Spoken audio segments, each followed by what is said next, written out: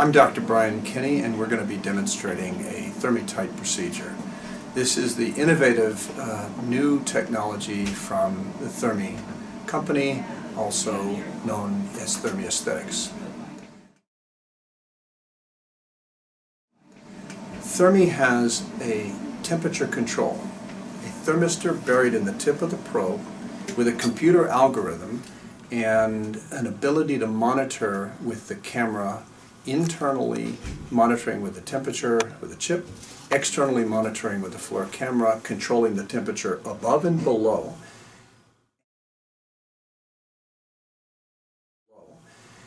and the ability to address different tissue layers that other devices on the market just do not have. Pain Thermi is a procedure under a local anesthetic with internal probes, smart monitoring above and below. A gentle probe will be inserted in this procedure under the tissues in the neck. We will address a little fat deposit, which we will show you in a minute, and we will address at 70 degrees some fat. We will address at 60 degrees the connective tissue, the fibroseptal network. So we've marked out here the area where we want to treat at 70 degrees. You could go a little lower, but if you notice here, this is only a few millimeters, and this is the area where it's 2.5 centimeters. Now, we want to treat throughout the platysma, as well as back on top of the sternocleidomastoid. Turn your head that way and tilt, and you can see here's the sternocleidomastoid. So we're going to treat like this. And of course, if you need to, you can treat inferior to the thyroid. But our incision, our access points will be here, behind the ear, in the mobile part of the ear, and then one in the middle, and then again on the opposite side. Here we have the treatment setup. Sterile towels, sterile gauze. This is the probe, the internal probe. This is the outer, here, the outer sheath. Here with a stylet on the inside. Some infiltration cannulas, and you can also infiltrate here. Towel clips, a mosquito clamp, 30 gauge needle, 1 cc of 1% xylocaine, 1 to 100,000 epinephrine, a 16 gauge needle to make a small puncture site for the 18 gauge cannula, a couple of infusion cannulas, some betadine, the fluid for infusion, and a small bit of local anesthetic for the initial injection. This is all we need. We'll make our central insertion point in the midline in the submentum. Right here we'll inject a very small amount of 1% xylocaine, 1 to 100,000 epinephrine, so that we have access for our 16 gauge needle, where we will then be able to push the 18 gauge probe through it. So, small amount of local anesthetic, and then a little puncture site with the 16 gauge needle, like this. Okay, we have just inserted a 2.1 millimeter cannula, just gently, and then we will infuse a very small amount of the local, dilute local anesthetic, and then a little more, gently infuse to cause spreading of the tissue planes, and also for anesthetic effect. And now you can see the area that we've marked out for 70 degree treatment for melting of fat.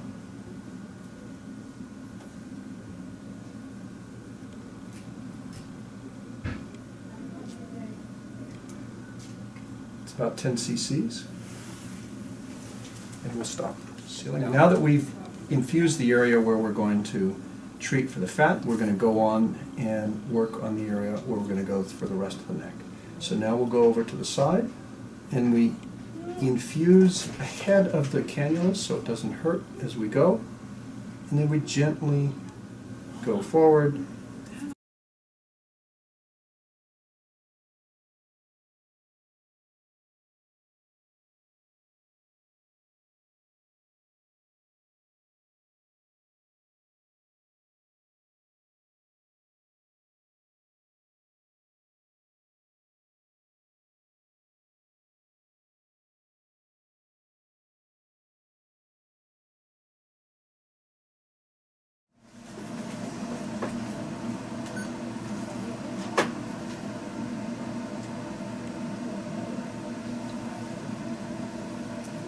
So we will take the internal stylet out.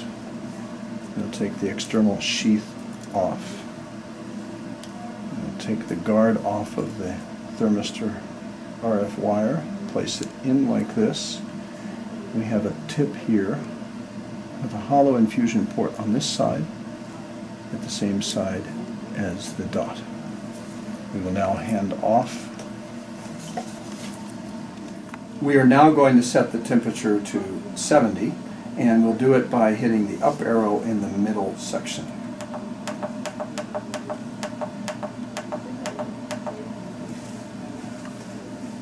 We've been heating for 1 minute now at 70 degrees, and you see the temperature fluctuate slightly, 72, 71, 70, 69, back and forth. And I pull gently back.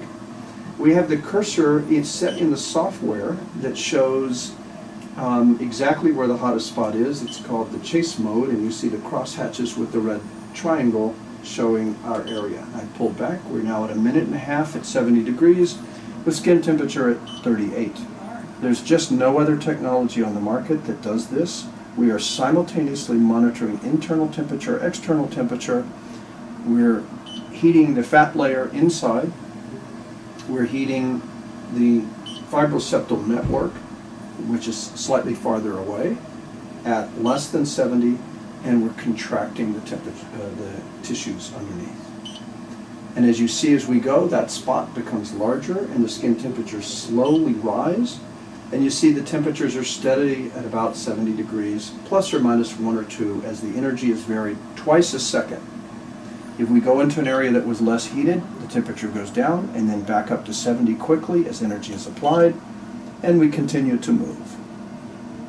And the temperature will go up slightly as we do this, 43, and we'll move to a new area, and another. This is a small area, so it will not take a lot of heating to get these temperatures. We will gently pause,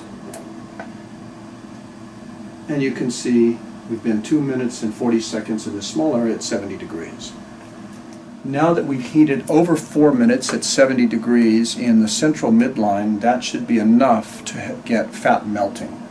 What we will do, temperatures 43, 44 are quite comfortable. We've already reached her max. She's going to start to go down. She has internal heating that will last 6, 7, 8, 9 minutes or even longer, and get a very good tissue effect. We were treating the central fat deposit at 70 degrees. Now we want to treat this fibroseptal network at 60 degrees. This is the temperature at which we think collagen will have heat-induced cross-linking. So now we'll turn the temperature down from 70 by using the middle down arrow on the control panel. And you can see that the temperature internal is now at 39. She's been heated before, and we're going to start. So we'll apply our energy. We spent 4 minutes plus at 70 degrees internally, and here we go. We've now turned on the device, and we're starting to treat. And you can see the tip is about right here. And our skin temperatures are about 40. Internal now is 57, rising to 60. We know that if the impedance is about 130 or even less than 200 or 300, that there's plenty of fluid. If there's plenty of fluid, that means that she's not going to hurt because the anesthetic is there. What do you feel right now, Kelly? Nothing. Nothing. Not even warmth. Not even warmth. Not even warmth. So she's quite comfortable. Now you see the temperature hits 60. We go ahead and move. We do not wait for the skin to change, the colors to change on the monitor, because we know that that will lag behind by 1 to 2 minutes. This is heating internally of the tissues, conducting the energy to the surface, and then radiating it out so it can be captured by the infrared camera.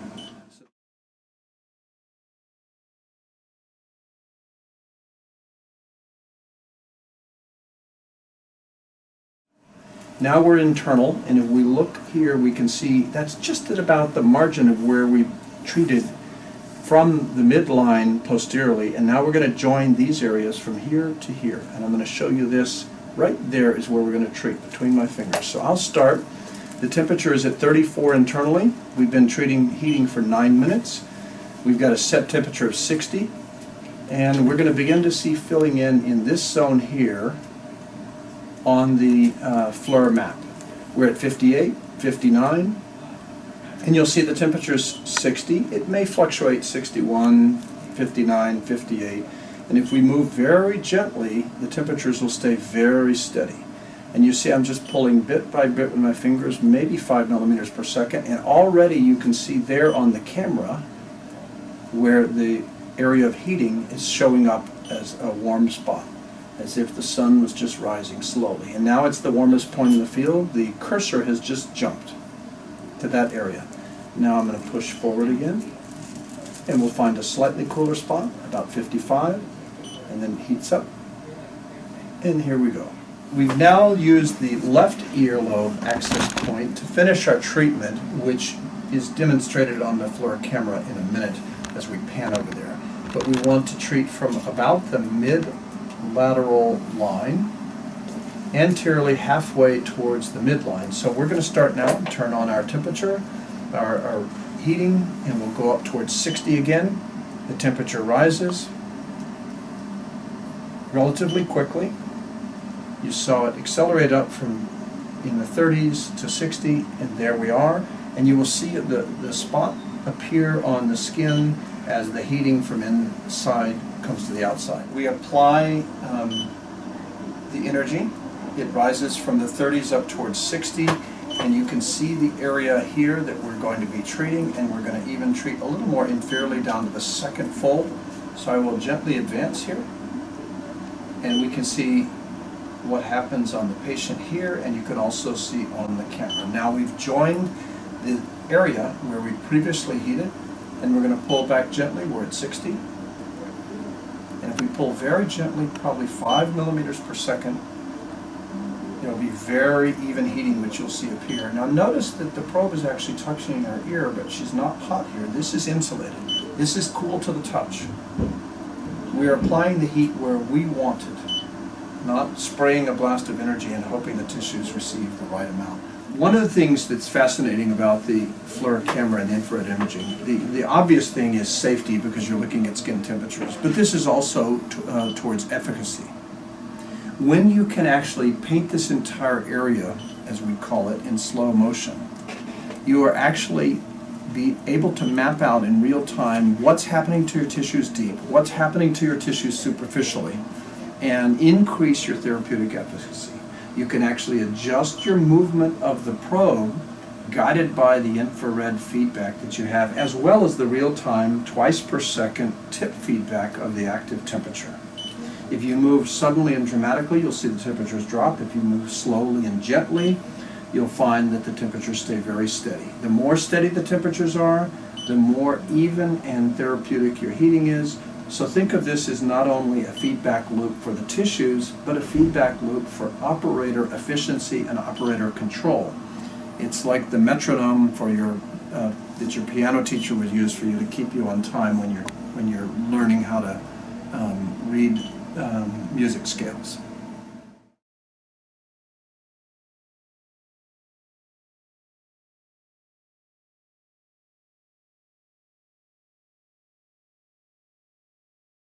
ThermiRF is a new technology that applies the science of heat using temperature control to solve problems in my clinical practice otherwise unaddressed by other technologies.